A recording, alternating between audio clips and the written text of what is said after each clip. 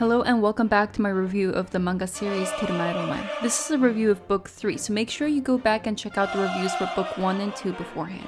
Book 3 starts with chapter 11. We see a group of senators discussing Rome's current political situation. Emperor Hadrian's relationship with the Senate has always been strained. During Hadrian's accession to the throne, 4 senators were accused of conspiring against Hadrian by Hadrian's former guardian, Attianus. They were hunted down and killed rather than be put on public trial. Hadrian claims that Attianus did this on his own accord, but many in the Senate believe that this was all planned by Hadrian in order to get rid of the senators who were against his accession. This event, on top of Hadrian implementing some unpopular policies and now adopting Chionius to be his successor, made him very unpopular with the Senate. However, both Hadrian and even Chionius managed to keep a pretty good public image due to the fact that they funded popular public projects, and of course the epitome of that being the Thermae. And we meet 3 senators, Sergianus, Attilianus, and another man, discuss a plan to stop the building of this new Thermae in order to hurt Chionius' image. They decide they must get rid of Lucius, who is the mastermind behind these baths. They send Lucius to the foothills of Mount Vesuvius, claiming that it's for a new bath project for the emperor. Lucius heads out, but Marcus warns him to be careful. The area he's being sent to is known to be ruled by mountain bandits. This bit actually comes from mythology, claiming that Mount Vesuvius was inhabited by bandits called the Sons of the Earth, but it's very much possible that this area was under control of real bandits as well. Especially after the eruption of Mount Vesuvius in 79 AD, the local economy would have been decimated, and the land would no longer have been fit for agriculture, leaving people with only one option: to become thieves.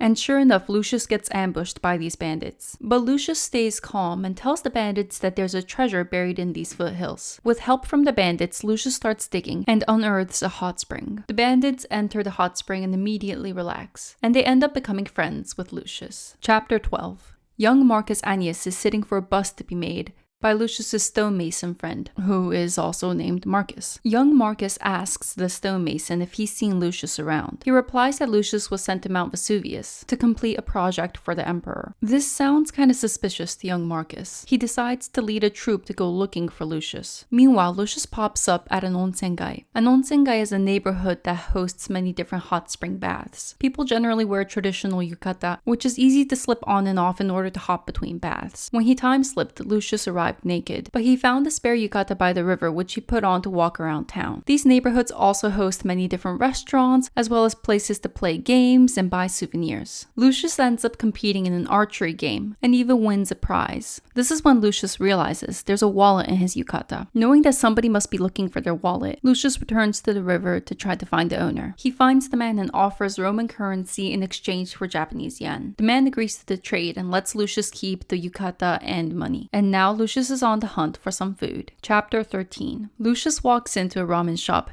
and orders whatever the guy next to him is eating. And remember, this is probably the first time Lucius is ever seeing noodles. In today's world, Italy equals pasta. However, pasta is not originally Italian. Like many other things in the world, pasta is from China. The myth is that Marco Polo, the Italian adventurer that went to China, is the one that brought back the concept of noodles. But it seems this is not the case, and that noodles were introduced earlier, probably in the 1100s, by nomadic Arab traders. Anyways, Lucius loves the ramen. He tries to pay, but doesn't know exactly which currency to use. The one that catches his eye is the 5 yen coin. This is only worth 5 cents. The customer next to him helps him out, and tells Lucius to use the 1,000 yen bill. This is worth around $10. And Lucius can't believe that this piece of paper is a form of currency. Paper bills did not exist in ancient Rome. Paper bills didn't exist anywhere in the world until it was invented in the 7th century in, you guessed it, China. Anyways, Lucius manages to pay for his meal and leaves the restaurant to walk around town. He spots a sign and he wonders, is that a lupanar? Lupanar meaning wolf den, a word used to mean brothel. Prostitution has been illegal in Japan since the 1950s. However, industries adjacent to that are still alive to this day. However, Lucius isn't interested and in fact is kind of disappointed that even this advanced civilization has sex work. Lucius runs away from the store and in the process drops the prize that he won at the archery game. He jumps jumps into the river to retrieve his prize when he ends up back in Rome. And thankfully, the stuffed animal time traveled back with him. Marcus, Annius, and a troop of warriors come to check on Lucius. There they find Lucius and the bandits in the middle of a major construction. Lucius gets the troops to help with the construction as well, and by the end of it, a whole town has sprung up around the hot springs. The senators admit that the plan to get rid of Lucius has failed. Chapter 14. It's 137 AD, and we are in one of Rome's main seaports, Ostia. Lucius is working on a bathhouse there when he receives a letter from Caionius. At the time, Caionius had been assigned to be the governor of Pannonia, territory north of Rome, in present-day Hungary,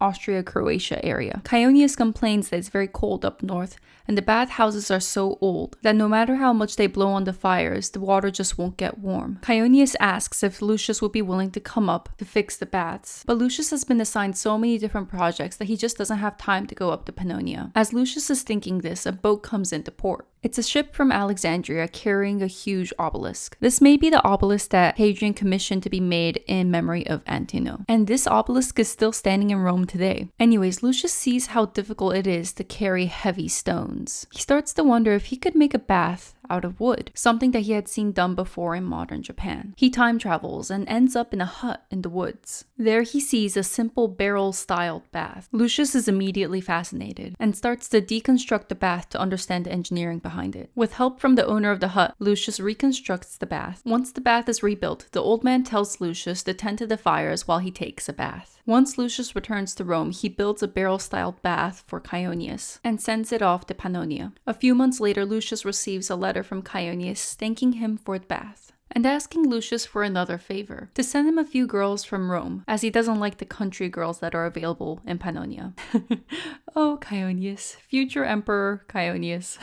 Chapter 15. Lucius and Marcus are working on a bathhouse project together. Marcus really needs the money, so he promised his client that he'll get Lucius to join in on the project. But Lucius is actually not a big fan of the client, who belongs to the cult of Augustus. Augustus was the first emperor of Rome, and therefore was the first man to be deified, meaning to be treated as a god. Now, the client belongs to a specific priesthood of Augustus called the Augustales. This priesthood was comprised mainly of freed slaves. Freed men had all the rights of a regular Roman citizen, except that they were not eligible to hold political office. This became increasingly frustrating for the more wealthy freedmen, who, if it weren't for their former slave status, could have been senators. That is why many of them joined the Augustales, which allowed them to flaunt their wealth and exude some social influence. We see in the manga that they do some philanthropy. They give out bread to the poor and create public spaces, including THERMÆ. And overall, it doesn't seem like they're malicious people. It's just that they have horrible taste. Maybe because they were formerly enslaved, these people, once they gained freedom and wealth, really wanted to show it off. So Lucius is asked to make a golden bath, and Marcus is asked to make some busty statues. Lucius tries to convince the client to adopt a more subtle design, but the client claims Lucius doesn't understand what the people want. Common people want a simply understandable, lavish experience. And what's more simple than gold? The client is even so bold as to offer Lucius double the amount of money to become exclusively an architect for the Augustales. Lucius is frustrated and leaves the scene when he time travels. Chapter 16. A man stands at a construction site with an architect by his side. They're converting an old traditional Japanese bath into something more modern. And funnily enough, the owner has decided on a Roman theme. They decided to rename the bath from Tsukimi Onsen, meaning moon watching bath, into I Love Utopia, a punny name with U standing for bath. The architect was originally excited to work on this project, but he slowly learns that the owner's taste is pretty gaudy, very similar to Lucius and Marcus's client. The architect is feeling kind of down when Lucius pops up out of the water. He takes a look at the blueprints and understands that they're building a Roman bath. Lucius is very happy that after years of taking influence from the flat-faced tribe, he can finally help them to build an authentic Roman bath. Lucius and the architect spend the day together, and when night falls, he sees the beautiful moon rise above the horizon. No wonder the bath was originally called the moon watching bath. Inspired by the moon, Lucius suggests to the architect that he use that flashy golden bathtub as a part of an installation featuring the goddess Diana. Diana, also known by her Greek name Artemis, is the twin sister to Apollo and is the goddess of the moon. The architect takes Lucius's advice and manages to build a Roman-styled bath that's not so glitzy and a little bit more classy. When Lucius returns to Rome, he ends up taking his own advice, toning down the glitzy design and invoking a more ethereal atmosphere. In the end, the client is happy with Lucius and Marcus's work, but this is when the senator named Antonius shows up. and asks Lucius to go to Tivoli right away. Lucius asks if something happened to Hadrian. Antonius answers that he's not here because something happened to Hadrian.